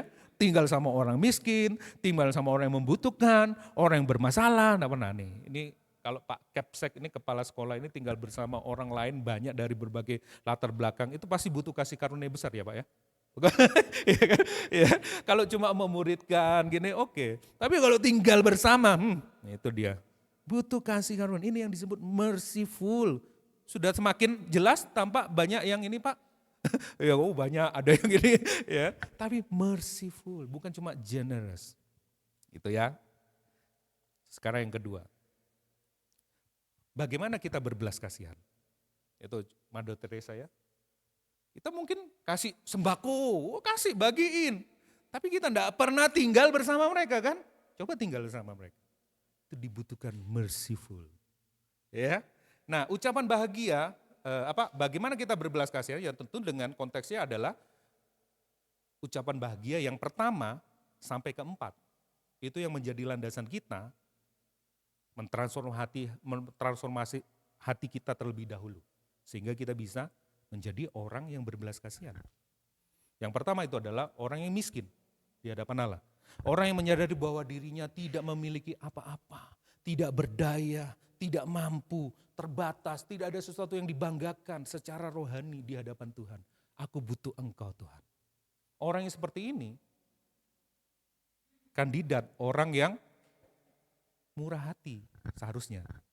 Ya, jadi ini ada kait mengaitnya, jadi tidak berdiri sendiri, berbahagialah. Yang kedua adalah yang meratapi dosanya. Ya, kita menyadari, ya, kalau kita menghakimi orang, ya, kita sadar juga bahwa kamu juga seperti itu. Kamu mungkin lebih buruk dari orang itu, ya. Seperti itu ya. Meratapi dosa-dosa diri sendiri maupun orang lain. Keberdosaan dunia ini, kejatuhan dunia ini, terus ada beberapa hal yang misalnya kita baca berita kayak tadi itu kasus bunuh diri, kita meratap. Ya saya enggak ngomong itu gampang, tapi juga kita ngomong kayak gini loh, maksudnya ya mudah bagi kita. Ya. Wah meratap, wah ampuni Tuhan, lawat kota ini Tuhan, kita bersyafaat dan sebagainya. Dosa kita, oh Tuhan aku berdosa. Tapi begitu masuk yang ketiga, lemah lembut. Itu adalah kita menanggung cipratan dosa orang lain ke kita. Kesalahan orang lain kita. Sistem dunia yang jahat ini membuat kita akhirnya menderita, kita kena tipu. Waduh, ini orang, wah kita marah. Bisa enggak kita? Bisa enggak kita enggak membalas dendam? Bisa kan kita tetap menantikan Tuhan, itu kan kata-katanya kemana? Menantikan Tuhan untuk beracara dan menjadi hakimnya. Sulit, harus kita sendiri yang melakukan ya. Harus kita datengin rumahnya, kita labrak orangnya. Wah itu baru seru itu kayaknya ya. Wah ini kalau yang cowok, ayo kita di mana? Ayo, di mana? Ayo, kemana? Makan bakso? Ayo, ya kalau berani. 1 lawan 1 kita makan bakso. Wah, itu seru sih ya. Makanya yang terakhir itu adalah, yang keempat itu kan, merindukan kebenaran yang dinyatakan di seluruh bumi. Gimana caranya? Salah satunya itu adalah lewat bagaimana kita bermurah hati. Jadi kalau kita mau, oh Tuhan aku mau menjadi orang yang bermurah hati. Balik lagi ke ucapan bahagia pertama, kedua, ketiga, keempat. Sudahkah kita? Nah itu dipelajari lagi. Dengan kekuatan Roh Kudus dan anugerah Tuhan kan tante. Dipelajari lagi, dimasukkan ke dalam hati, diingat, diulang, dilakukan. Mohon kekuatan Tuhan. Bagian mana yang masih kurang, bagian mana yang kita masih lemah.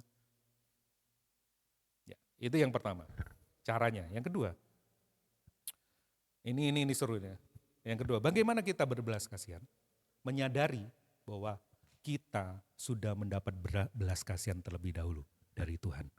Ini contoh apa ini kalau baca dari ayat ini? Kisah apa ini? Perumpamaan apa? Seorang yang berhutang kepada seorang raja. Berapa hutangnya? Kuis Alkitab. Berapa? Cepat. Wah, berapa? Lu 100 apa? Ayo cek dulu nih. Cek dulu Alkitab jadi. Matius 18. Berapa? Berapa talenta? Buka aja. Ini ujiannya open book. 10 apa? 10 ribu talenta. Betul ya? 10 aja sedikit, 10.000 talenta. Ya. Jadi dia punya hutang, aduh aku udah bisa bayar. Terus rajanya bermurah hati, berbelas kasihan. Oke, hutangmu dilunasi. Wah, ya kan? Terus dia ketemu sama saudaranya yang berhutang berapa? Saya lupa nih kalau yang ini. Berhutang berapa ya saudaranya? Baca cepat. Berhutang berapa? 100 dinar. 1 dinar itu upah orang bekerja 1 hari. Cuma utang 100 dinar dibandingin 10.000.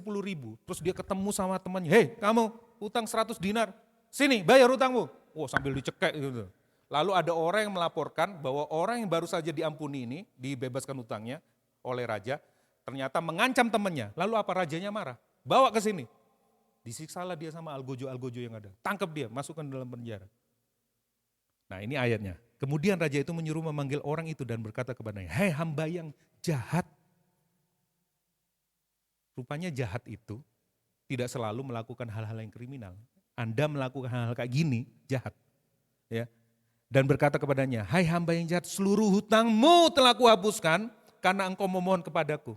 Bukankah engkau pun harus mengasihani eleo, kawanmu seperti aku telah mengasihani engkau. Jahat katanya. Siapa kita di hadapan Tuhan? Orang yang banyak dosanya, banyak hutangnya, banyak dosanya, jahat, musuh Allah, diampuni sama Tuhan. Tapi begitu ada saudaranya, orang tuanya, papanya, mamanya, sahabatnya, rekan kerjanya, rekan pelayanannya, pemimpin rohaninya, terus berbuat salah. Wah tidak bisa, sampai 7 turunan tidak akan aku ampuni. Wah ya kan, kayak drama. Wah tidak akan aku ampuni, sampai selama-lamanya. Memang itu, orang itu jahat, bocengli orang itu. Wih, kayak susu-susu pasar atom. Ya, memang, wah parah itu orang. Padahal dirinya sendiri, orang yang berdosa. Nah katanya itu jahat. Serius loh ini. Saya baca-baca, serius ya. Hamba yang jahat. Dia cuma nagih utang.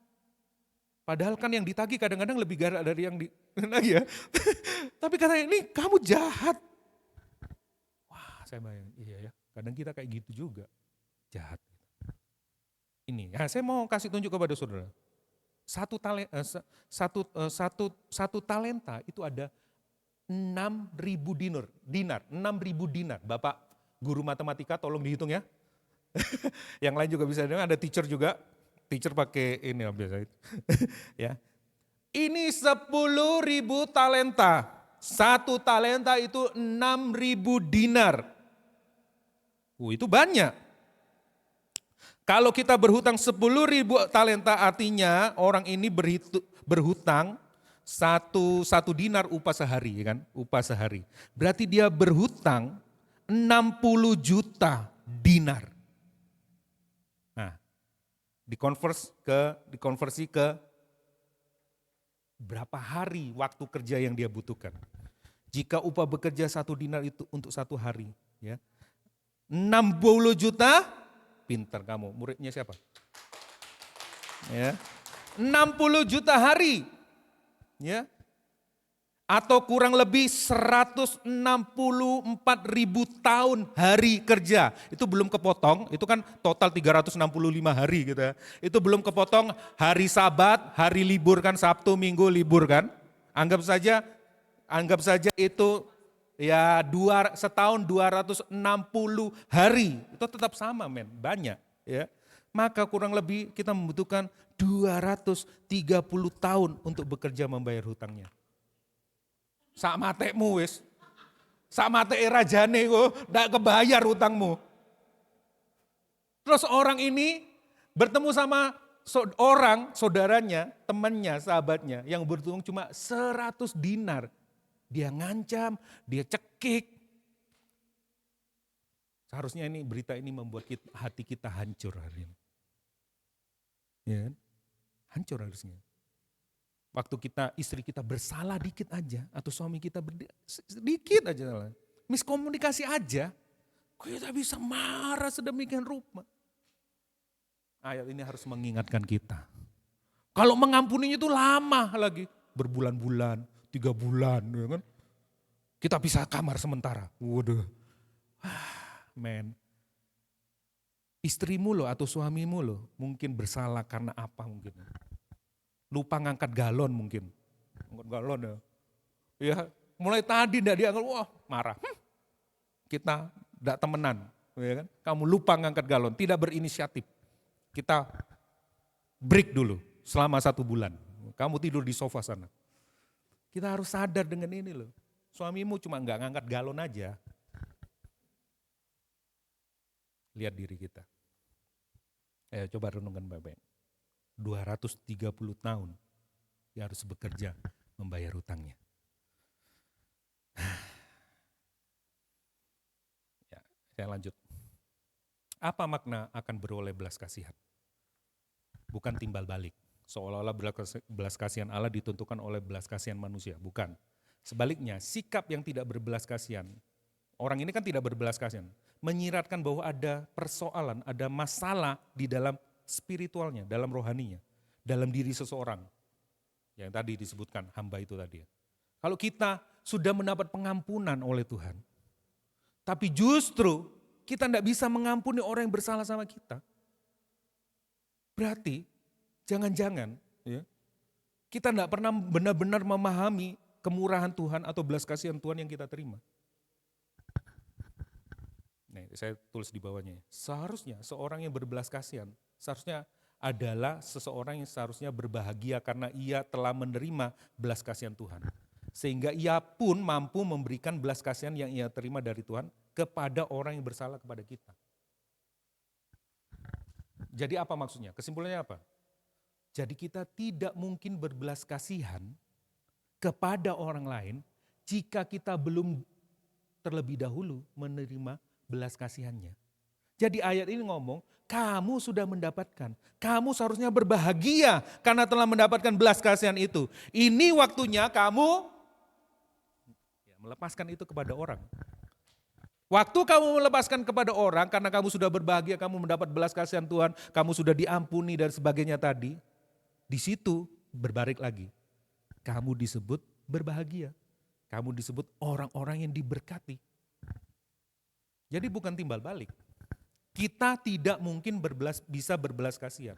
Kita tidak mungkin bermurah hati. Orang dosa itu selalu menuntut apa? Me, I, self, diriku, aku yang paling benar, aku yang paling pintar. Kamu nggak pintar, kamu nggak benar, kamu salah.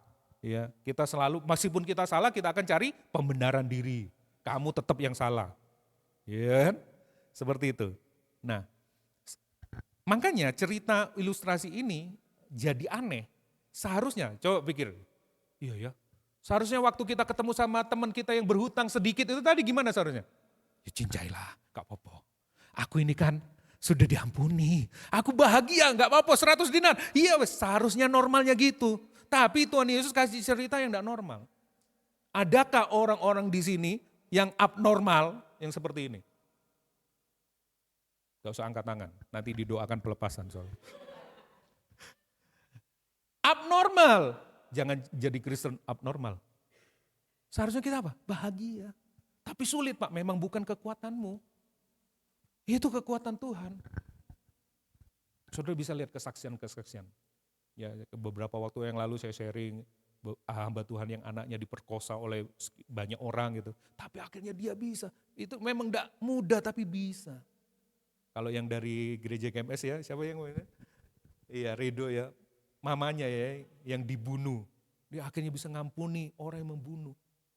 Itu kan sulit. Tapi anugerah Tuhan. Kenapa? Aku diampuni ya. Aku ini orang berdosa. Aku yang bersalah. Masalahnya, masalah paling utama, kita menganggap diri kita orang baik. Enggak, aku udah kayak si itu, aku baik. Sulit kita melihat keindahan anugerah Tuhan. Karena kita merasa diri kita orang baik. Pertanyaan, sudahkah Anda berbahagia oleh karena Anda telah menerima anugerah kasih karunia Tuhan, kemurahan Tuhan, belas kasihan Tuhan. Coba rasakan dulu. Ya, kita dimampukan. Untuk orang yang paling nyebelin, untuk orang yang paling jengkelin, untuk orang yang paling menghina aku, menista keluarga besarku, menista aku. Ingat, Tuhan yang tidak bersalah, dinista juga karena kita kan. Nah itu harus diingat. Ya saya langsung ke, ini ada cara kerjanya Tuhan kayak gini. Yakobus 2 ayat 13. Sebab penghakiman yang tak berbelas kasihan akan berlaku atas orang yang tidak berbelas kasihan. Ini hukumnya nih. Tetapi belas kasihan akan menang atas penghakiman. Coba renungkan baik-baik. Penghakiman yang tak berbelas kasihan akan berlaku kepada orang yang tidak berbelas kasihan. Siapa orang-orang yang tidak berbelas kasihan? Kita semua nih seharusnya. Kita semua ini harus dihakimi. Karena cenderung apa? Keras, balas dendam, benar sendiri, ya, menang sendiri, maunya menang sendiri. Seharusnya kita semua dihukum, dihakimi. Tetapi justru kita diselamatkan. Ya dikatakan, tetapi belas kasihan akan menang atas penghakiman. Kapan itu? Kapan belas kasihan akan menang dari penghakiman? 2000 tahun yang lalu. Ketika Yesus yang seharusnya kita mati di situ, yang seharusnya kita dihukum di situ, tetapi Yesus yang melakukannya. Bukankah kita seharusnya melakukan hal yang sama kepada saudara kita, teman-teman kita, sahabat kita yang bersalah kepada kita? Kalau enggak disebut apa? Kamu hamba yang jahat. Aplikasi hatinya buat kita. Apakah kita selama ini cenderung mudah menghakimi orang lain? Merasa diri paling benar? Kita merasa baik kalau kita menjelekkan orang dulu? Wah, aku baik. Kamu sih. Aku ini baik. Ya. Dan kita merasa jadi orang baik karena menjelekkan orang. Apakah kegagalan orang lain membuat kita bahagia? Kapokmu kapan? Ya kan? Ini orang yang menipu kita, jahatin kita, dapat musibah. Senang enggak kita? Hati kecil kita senang enggak? Senang, kapok. Kan? Kapokmu kapan? Sip iki wis. Mantap. Tuhan tidak tidur. Gusti boten sare. Kapokmu, sip. Lanjutin Tuhan, bila perlu tak tulungin, enggak perlu lah. Ya, gitu ya. Hati kita jahat kan? Benar ya? Hati kita jahat. Harus diakui itu. Enggak ada hati gitu, aku sangat mengampuni orang. Enggak mungkin pertama kali, kapokmu kapan? Enak, ya. Emang enak digituin, emang enak. Tuh biar tahu rasanya. Bagaimana? Coba renungkan hati. Adakah hati kita seperti itu? Terus kita ingin membalas ya, kelakuan buruk mereka kepada kita. Oh enggak bisa tidak. Aku harus balas. Balas itu bisa macam-macam. Bisa balas sesuatu itu dengan cara yang lebih kejam atau dengan cara pasif. Oke, kamu kayak gitu, aku akan pasif. Off hari ini. Diam. Aku akan menghukum kamu dengan cara seperti ini. Aku tidak akan ngomong sama kamu, aku akan cuek sama kamu, aku enggak ngapa-ngapain. Itu juga salah bentuk balas dendam dan penghukuman. Yang introvert biasanya kayak gitu. Yang extrovert kan balas. Das, buk. Gitu ya. Yang tahu ya, diam rasa, biarin aku cuek, aku nggak mau tahu. Kamu mau gulung kuming itu apa? Aku mau jungkir balik, aku mau apa terserah kamu. Dia cuek. Kayaknya baik gitu ya, enggak ngapa-ngapain, enggak balas. Aku kan enggak balas dendam, aku diem aja. Iya, tapi hatimu jahat. Apakah kita masih menyimpan sakit hati, pahit hati, kekecewaan kepada orang yang bersalah kepada kita? 100 dinar cuma. Sehingga kita sangat sulit mengampuni kesalahan mereka kepada kita. Sulit. Saya enggak ngomong ini akan mudah, sulit. Tetapi waktu kita melihat salib, waktu belas kasihan menang atas penghakiman, kita beroleh keselamatan. Kalibrasi hati kita. Hutang dosa kita tidak mungkin dapat dilunasi sampai kapanpun. Hutangnya terlalu besar. Kalau kita tidak menyadari ini, sulit kita mengampuni orang nanti. Kita pasti binasa di dalam hukuman kekal. Pasti. Seharusnya kita yang membayar semua hutang-hutang dosa kita. Tetapi justru Allah melalui Tuhan Yesus Kristus yang melunasinya dengan darahnya sendiri. Kalau tadi kita cuma belajar tentang, kalau kamu murah hati, nanti Tuhan bermurah hati, itu cuma moralitas. Di luar sana agama lain mengajarkan hal yang seperti itu juga. Baik, nanti Tuhan baik sama kamu. Murah hati, nanti kamu dapat kemurahan.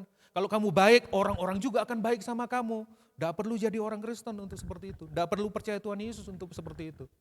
Ikutin aja. Hukum-hukum moral, hukum-hukum etika, beres. Tapi kekristenan mengajarkan lebih dari moralitas tentang ini. Ya, Allah mengampuni dan melupakan, bukan cuma mengampuni, melupakan.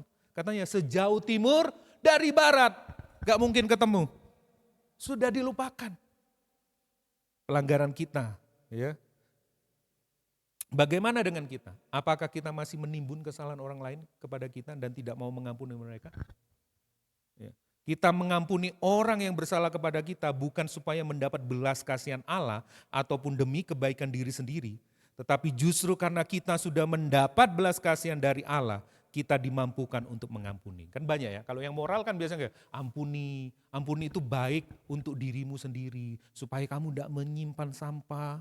Kalau kamu mengampuni, kamu akan lebih sehat, gak stres, tubuhmu sehat ya kan. Tensi darahmu akan normal ya kan. Tidak kena stroke, itu ayo ampuni. Jadi tidak mengarah kepada Kristus, mengarahnya kepada diri sendiri.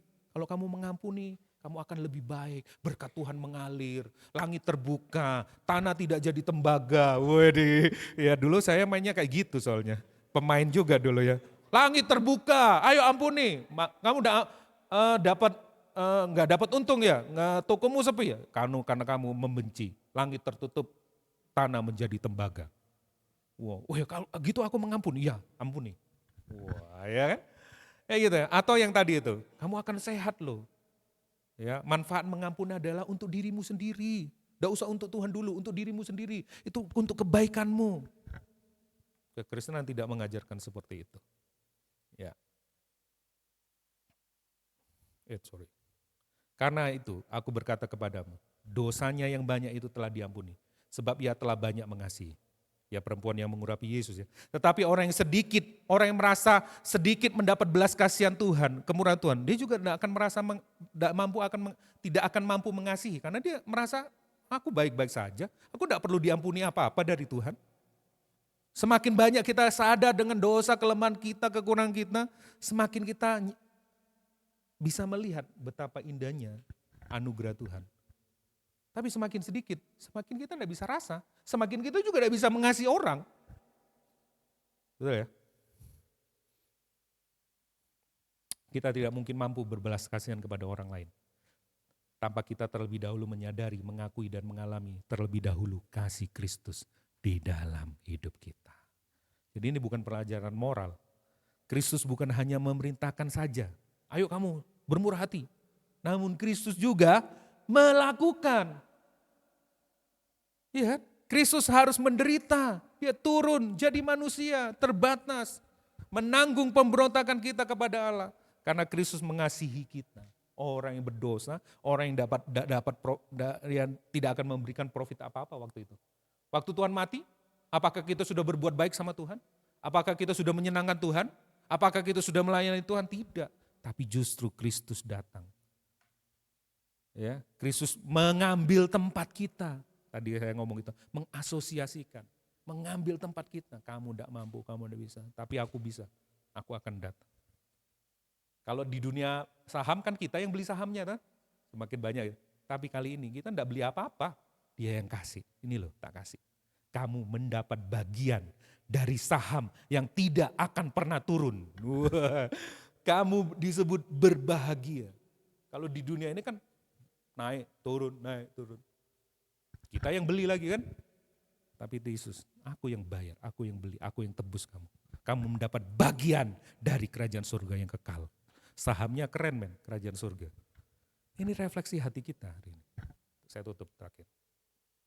Tanpa melihat betapa dalamnya dimensi dosa kita, kita tidak akan pernah memahami bobot kasih anugerah Tuhan. Tidak bisa. Malah kita tuding-tuding orang lain. Ya itu Tuhan, itu Tuhan, itu Tuhan. Dirinya sendiri tidak pernah.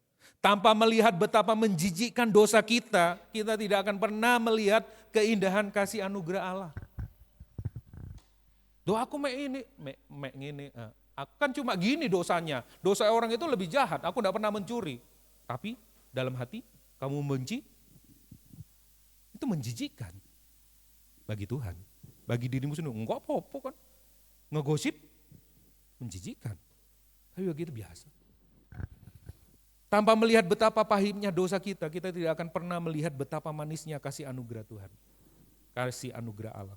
Seharusnya kita mengukur diri kita dengan belas kasihan Allah di dalam Kristus kepada kita. Ketimbang kita mengukur diri kita dengan kesalahan-kesalahan orang lain kepada kita. Begitu ada orang yang bersalah sama kita, seharusnya kita mengukurnya kepada kesalib Kristus. Yang sudah kita terima belas kasihannya. Mari kita berdoa. Yang lagi ya. Kita bertobat. Adakah orang-orang yang harus mendapatkan belas kasihan, bukan belas kasihan diri kita, tapi belas kasihan Allah? Sebelumnya kita harus mengalami itu dulu.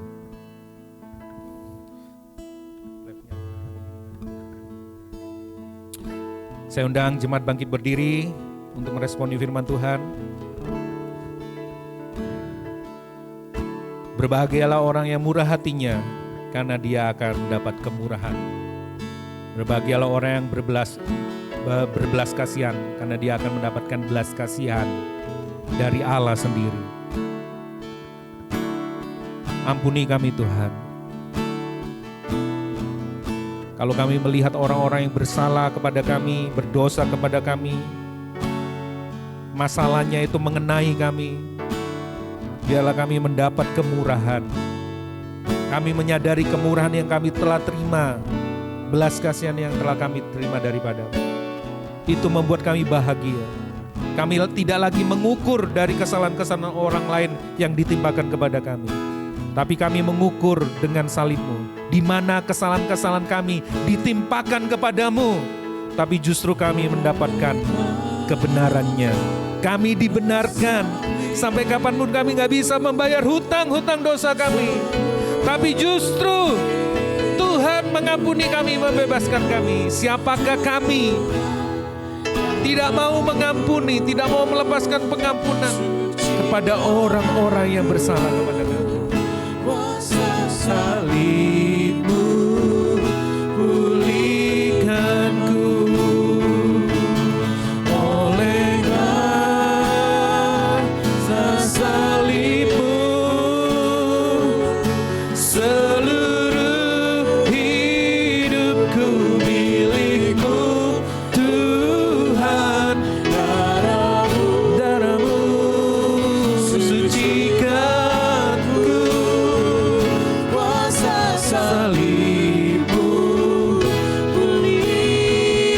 kepada orang-orang keluargamu, pemimpin rohanimu, sahabatmu yang ada di sekelilingmu menyakiti engkau. Engkau gak bisa lupa suamimu, istrimu, anakmu mungkin. Jangan bandingkan dengan kesalahan mereka. Bandingkan dengan salib Kristus. Betapa kita berbahagia telah dibebaskan. 10.000 talenta tidak terbayar, tapi Dia beranugerah. Minta ampun. Engkau disebut berbahagia karena engkau telah menerima belas kasihan Allah. Dia tidak cuma ngomong tok, Dia bukan ngomong saja, Dia turun. Dia bukan imam besar yang tidak tahu permasalahan kita. Dia tidak cuma melihat dari surga, dari tahtanya Dia melihat, Dia suruh sana sini, Dia suruh kita melakukan ini, tidak melakukan itu. Tapi Dia justru turun, berinkarnasi jadi manusia. Lemah seperti kita untuk menanggung dosa, hutang dosa kita. Sadari itu. Tuhan, ampuni kami.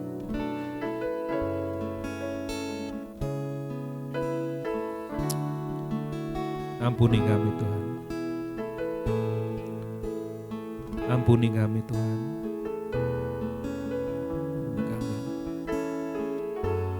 Ampuni kami Tuhan.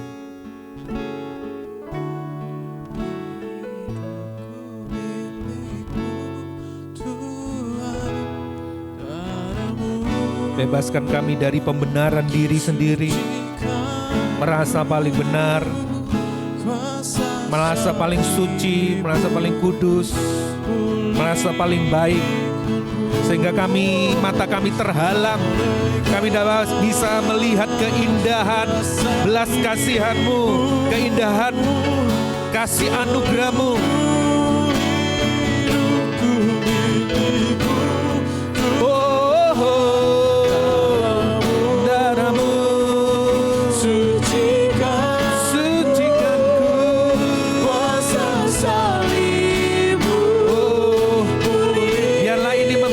Kita semua lepaskan pengampunan karena salib-Mu,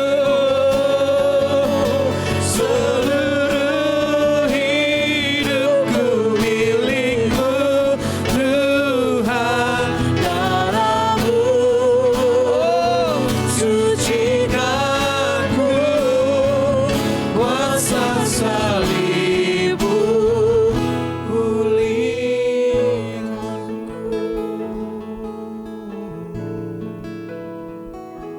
Kami mengucap syukur, kami adalah orang-orang yang berbahagia karena hutang-hutang dosa kami telah dilunasi.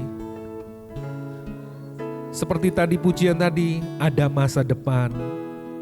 Bukan naik pangkat, bukan kerjanya sukses, bukan. Masa depannya adalah keselamatan kita dijamin. Itu kami berbahagia. Dan seharusnya kami memperlakukan orang seperti itu juga. Orang yang bersalah, orang yang bermasalah. Biarlah kami memikul misi ini juga di teman-teman kantor kami. Teman kantor kami yang selalu menyalahkan kami. Rekan kerja kami mungkin, suami, istri. Biarlah di mana kami berada, di situ kebenaran Allah dinyatakan. Akhirnya jemaat Tuhan, pulanglah dengan berkat Tuhan, dengan anugerah Tuhan. Engkau diberkati oleh anugerah Tuhan, oleh belas kasihan Tuhan, oleh kemurahan Tuhan. Oleh karena itu, engkau mampu bermurah hati, engkau mampu berbelas kasihan di tempat kerjamu, di kantormu, di sekolahmu, di kampusmu, di kosmu, di rumahmu, di rumah tanggamu, dimanapun Tuhan tetapkan engkau. Sehingga kata firman Tuhan, bumi ini akan penuh dengan kemuliaan Tuhan, penuh dengan kebenaran Allah. Berkat ini melimpah atas kehidupanmu, mulai hari ini sampai Tuhan Yesus, Raja Damai itu, memerintah di muka bumi ini. Di dalam nama Bapa, Tuhan Yesus dan Roh Kudus. Terima berkat Tuhan ini. Yang percaya bersama-sama katakan amin, amin, amin. Tuhan Yesus memberkati. Selamat hari Minggu, selamat berlibur.